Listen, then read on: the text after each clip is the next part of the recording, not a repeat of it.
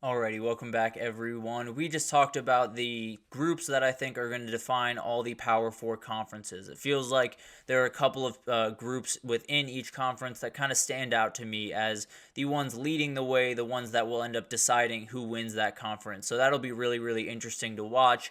But let's get into a little bit of a Heisman Watch. We did the SEC yesterday. We're going to do the Big Ten today. And we're going to do 5 guys, 3 positions have to be included throughout this thing. So it's definitely a little bit of an interesting task because if I was ranking these normally, it'd likely be all 5 quarterbacks, to be totally honest. But the Big Ten is a really fun one because I had 4 different positions in this iteration. But we're going to start with a dark horse and then make our way through the top 5 as I see it. My dark horse is Miller Moss, and frankly, there's so many guys that I could have thrown here. Drew Aller felt like not enough of a dark horse being at Penn State, but also I don't necessarily love the guys that he's throwing to at Penn State. But he is or Miller Moss in particular, is definitely getting the Lincoln Riley bias, if you will. I definitely think that there's part of me that just says, if Lincoln Riley's coaching that quarterback, he's going to have really good numbers. And that's kind of just the way of the world. They have the ability to put up some really ridiculous stats if he can execute this offense. I think there is, a worry that this team is just not prepared for the physicality that is coming for them in the Big Ten, and maybe this offensive line isn't very strong and it makes things a little bit tough for him. But that was pretty much the case last year, and he diced up Louisville, which was a very, very good defense throughout last season. So it'll be really interesting to watch this kind of unfold. I think there is really an ability in this team to win 9 games, to maybe even win 10 games and get to a conference championship. There's also that ability to be 7-5 and be very disappointing, and it'll likely not be because of Miller Moss. And frankly, that might be the deciding factor in all of this is how good is that defense. I don't think anyone has won the Heisman with. I don't think anyone that has won any less than 9 games, or their team has won any less than 9 games, has won the Heisman since Ricky Williams in '98. So it's likely not going to happen if they go 7-5 or 8-4. So a lot of this is kind of up to the defense to kind of help him out and make sure that his Heisman odds are intact throughout the season. But I think he's going to put up really good numbers. I think he's going to execute this offense really well. And if he does that, he's going to be in the mix as long as that defense can hold up. But let's move on to the top 5. And I want to start with Caleb Downs. This is a very interesting guy. We talked about him last week when we were talking about him possibly playing a little bit of running back, and that might actually be what he has to do to win the Heisman this upcoming year. But I'll say it as many times as people need to hear it. I think this is the best player in the country. What I saw last year from him at Bama was unlike anything I've ever seen. A freshman walking into that roster at that position group and leading them in tackles for the first time for anyone at Bama as a freshman since 1970, I think the 70s, sometime around there, is insane.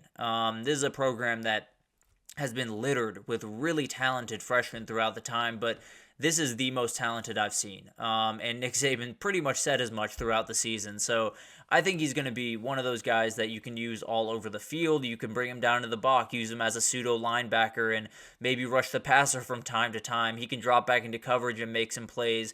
The issue is I don't think he's necessarily going to have gaudy numbers when it comes to sacks or INTs or anything like that. He's going to have a ton of tackles. I can promise you that, but he won't necessarily have that full stat sheet that, some of the other guys will have when you're talking about the Heisman. So it'll be really fascinating to watch. I tend to believe if he's going to get it done, he's got to be a running back and score a couple of touchdowns on the offensive side of the ball. But at the end of the day, I think this guy is remarkably talented, and if anyone can break through that glass ceiling of a defensive player winning the Heisman again, it could be this kid. But then, number 4, I have Donovan Edwards. I understand that there are going to be some Ohio State fans that are not so happy that he is above the 2 Ohio State guys.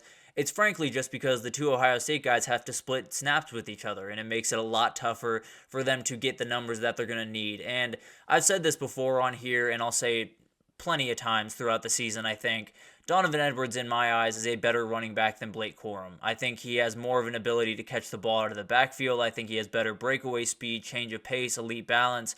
I think he's just a more complete running back, to be totally honest. So that's not taking anything away from Blake Corum. Also, Donovan Edwards is just that remarkable. I think this O-line is really going to be the key here. You're replacing tons of people. So if Sherrone Moore can do what he's been able to do, the last 5 years he's been at Michigan, there will be no problem there, but there is a little bit of a worry of the push that they're going to be able to get on the offensive line.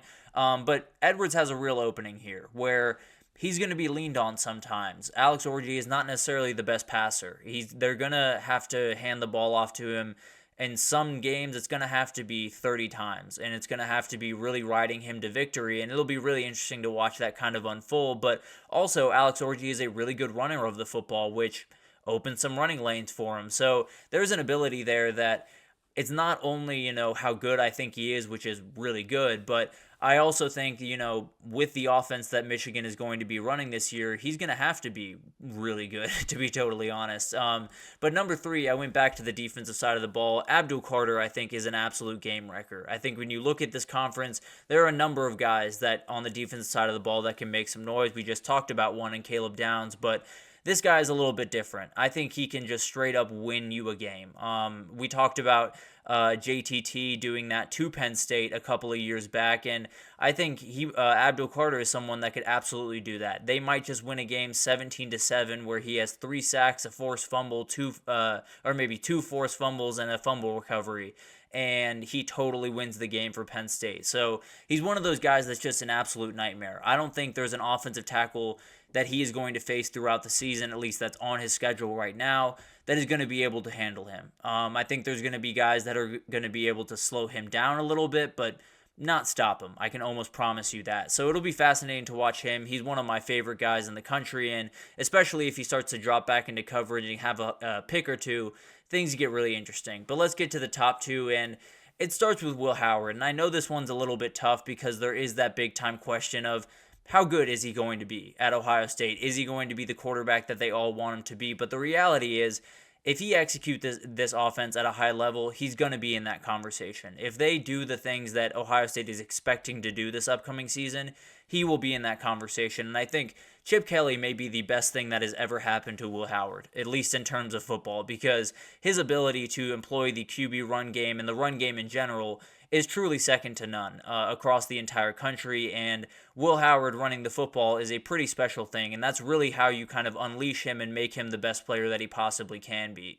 The weapons at Ohio State are Ohio State weapons. That's never going to be a problem. Emeka Egbuka, Jeremiah Smith, Brendan Ennis, Carnell Tate, Travion Henderson, and Quinshon Judkins, the best running back duo in the entire country, so there's plenty to work with there. The offensive line should be more solid than it was a year ago. If it's not, then we have a very interesting conversation to be had. But at the end of the day, I think Will Howard has more ability than he's being given credit for. I think he definitely has the ability to execute this offense at a really high level. And is he going to put up Heisman numbers? I don't know, but he's going to put up really, really good numbers if he's able to do that. So he would join, that he would be the first quarterback from Ohio State to win the Heisman since Troy Smith. It would be a very, very interesting thing to watch. And frankly, with all the quarterbacks that have come through Ohio State, it's pretty remarkable that that's the case anyway. But finally, Dillon Gabriel's number 1, and frankly, I hate when people do this, but frankly, to me, it's not even close. I think this guy has the ability to win the conference, and when you're at Oregon, you're going to be firmly in the conversation if you do that. Bo Nix, we saw last year, was absolutely in the conversation for that down the stretch, and the weapons are insane. Tez Johnson, Evan Stewart, Gary Bryant Jr., Trayshawn Holden is what we would call an embarrassment of riches for quarterbacks. They have everything you could possibly want on the receiving core. Terrence Ferguson is a fantastic receiving tight end. So it's just ridiculous what they're going to be able to do on the offensive side of the ball. And I think one of the really cool things about Dillon Gabriel is he puts the ball right where it needs to be. He's not going to be inaccurate. He might, make a couple of mistakes here. He might throw a pick from time to time, but one of the things he's not going to do is be under 65% completion percentage. The guy is going to put the ball on the receivers, and when you have the guys that he does around him, that's really all you have to do. The O-line is going to be one of the best in the country, almost with no question about that. You have a Johnny Harris and Josh Connerly are the second best offensive tackle duo in the country, in my opinion, behind LSU with Will Campbell and John Emery Jr., just ridiculous down there. But Matthew Bedford coming in from Indiana is an absolute force on the inside.